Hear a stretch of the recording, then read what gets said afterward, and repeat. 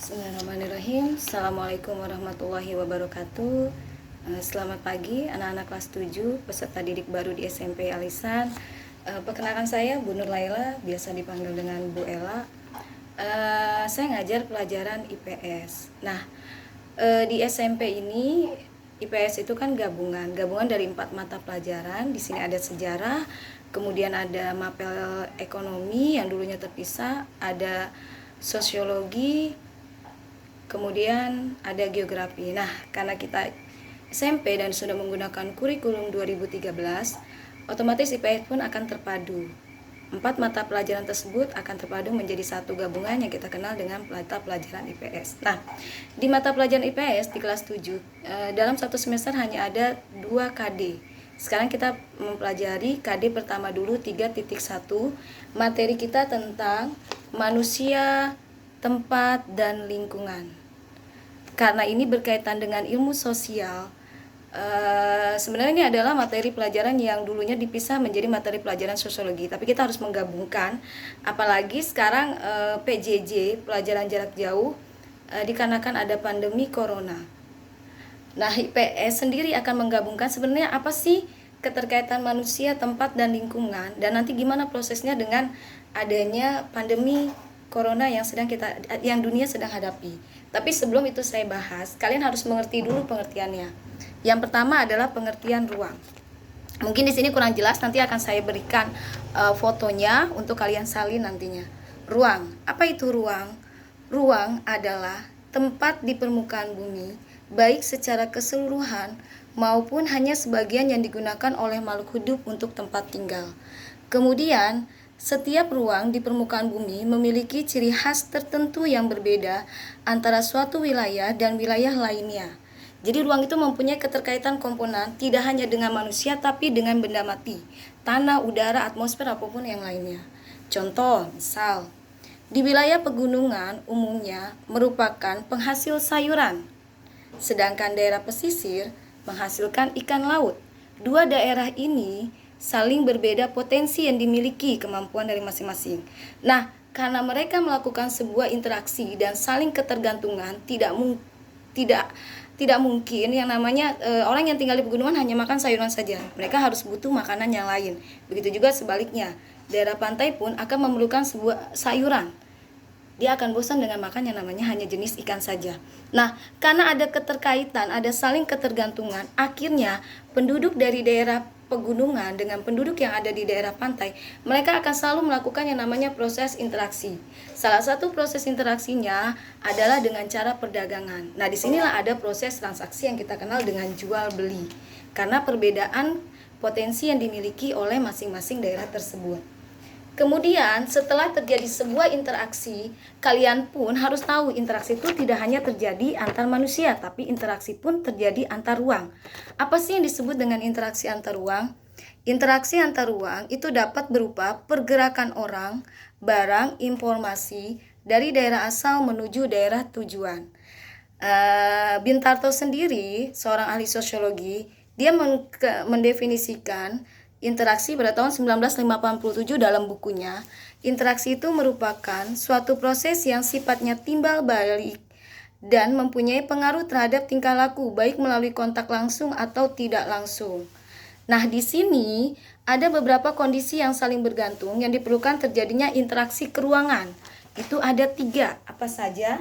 Yang pertama akan saya jelaskan adalah yang satu, saling melengkapi atau complementary atau regional complementary. Apa sih yang dimaksud dengan saling melengkapi? Seperti contoh yang tadi saya jelasin. Contoh misal di suatu wilayah A, itu adalah penghasil wilayah menghasilkan jenis telur dan daging ayam. Contoh lagi wilayah B, wilayah yang menghasilkan buah-buahan. Nah, antar dua wilayah ini mereka akan saling melengkapi. Karena mereka membutuhkan masing-masing makanan untuk kebutuhan sehari-hari. Akhirnya antara wilayah A dan B, mereka melakukan yang namanya aktivitas perdagangan. Kemudian contoh yang kedua adalah kesempatan antara atau intervening opportunity. Apa itu maksudnya?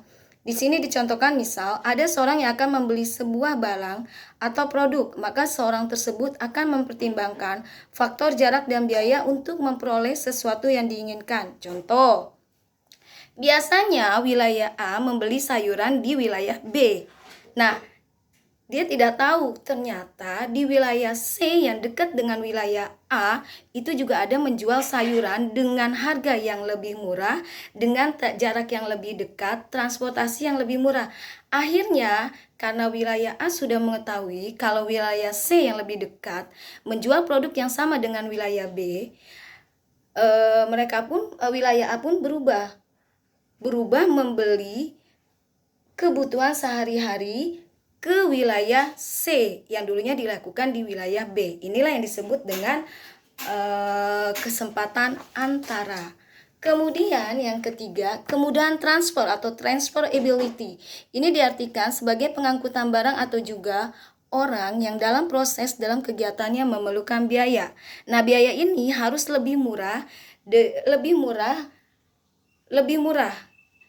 karena ini akan mematok yang namanya sebuah harga. Nah, ini selesai keterkaitan interaksi antar ruang. Kemudian gimana sih Bu Ella, apa hubungannya antara interaksi ruang sekarang dengan kopi? Kamu bisa lihat, manusia itu selalu akan melakukan sebuah interaksi. Interaksi itu akan dilakukan oleh manusia dari manusia masih dalam kandungan, kita kenal dengan prenatal, antara seorang calon bayi dengan ibu, itu kan disatukan interaksinya melalui apa? Tali pusar. Anak bisa memperoleh asupan makanan dari ibu melalui calon bayi melalui tali pusar. Nah, itu sudah dilakukan yang namanya proses interaksi. Sampai kapan proses interaksi itu berakhir? Sampai manusia masuk dalam liang lahat. Selesai dikuburkan, itulah proses interaksi manusia berakhir. Nah, sekarang kita sedang mengalami yang namanya COVID, pandemi. Pandemi itu ke seluruh dunia mengalami, apalagi Indonesia masuk dalam 10 besar angka COVID terbesar di dunia. Nah, melalui interaksi inilah akhirnya proses penyebaran COVID pun bisa terjadi dan bisa sampai ke Indonesia, karena memang manusia itu harus melakukan yang namanya proses interaksi. Kalau dia tidak melakukan interaksi, berarti manusia tidak bisa hidup. Itu materi tentang keinteraksian. Sekarang kita berkait dengan Indonesia. Tapi sebelum kita berkait dengan letak Indonesia, saya akan pelajari materi berikutnya adalah letak dan luas wilayah Indonesia. Nah, letak dan luas wilayah Indonesia bisa kita mengetahui melalui apa? Peta. Peta adalah gambaran sebagian atau seluruh wilayah permukaan bumi dengan berbagai penampakannya pada suatu bidang datar yang diperkecil menggunakan skala, itu peta. Beda antara peta dan atlas. Peta ukuran besar, karena apa? Menggunakan skala. Bentuknya satuan-satuan. Sedangkan atlas kumpulan peta yang disatukan dalam bentuk buku, dan itu akan diperkecil yang kita dalam bentuk jilitan. Kemudian kalian bisa tahu apa sih komponen-komponen peta? Komponen peta yang pertama ada judul peta. Judul peta biasanya ada di tengah. Kita misalnya adalah peta persebaran flora fauna di wilayah Indonesia, di atas atau di bawah dalam huruf besar. Kemudian ada skala peta. Skala peta itu adalah bentuk numerik atau angka, berarti 1, 2, 3, 4. Skala itu misalnya 1:500, 1:250.000. Ada skala perbal atau inci, menggunakan sentimeter. Ada skala grafik atau garis, jadi dia bentuknya garis saja. Kemudian ada simbol peta. Simbol peta itu bisa simbol titik, itu biasa kamu bisa lihat dalam atlas. Kamu bisa lihat dari buku LKS-nya, itu ada di halaman 6. Di buku paket juga ada, kalian bisa lihat. Ini yang disebut dengan simbol titik dalam peta. Kemudian ada simbol garis. Simbol daerah ini untuk menggambarkan. Misal di dalam peta buta nih, suka ada yang namanya gambar kelapa sawit. Oh, berarti itu adalah wilayah kelapa sawit. Kemudian ada gambar pelabuhan. Oh, wilayah itu adalah wilayah pelabuhan. Kemudian ada simbol warna. Simbol warna ini banyak digunakan dalam peta. Misal kalau warna itu semakin gelap, berarti wilayah itu menunjukkan kedalaman yang paling dalam. Contoh misalnya biru. Biru itu biasanya menggambarkan wilayah laut. Kalau birunya adalah biru muda, berarti lautnya dangkal. Kalau biru tua, lautnya dalam. Kemudian warna apa lagi? Hijau. Warna hijau itu biasa menggambarkan pada peta itu adalah wilayah dataran rendah. Warna kuning, dataran tinggi. Warna coklat biasanya digunakan di wilayah pegunungan. Kemudian kalau warna putih itu untuk salju atau gunung. Warna merah biasanya digunakan untuk gunung api dan lain-lain. Kemudian ada petunjuk arah. Petunjuk arah itu dalam peta kamu bisa lihat adalah di yang anak panah ke atas. Biasanya adalah utara, kemudian selatan,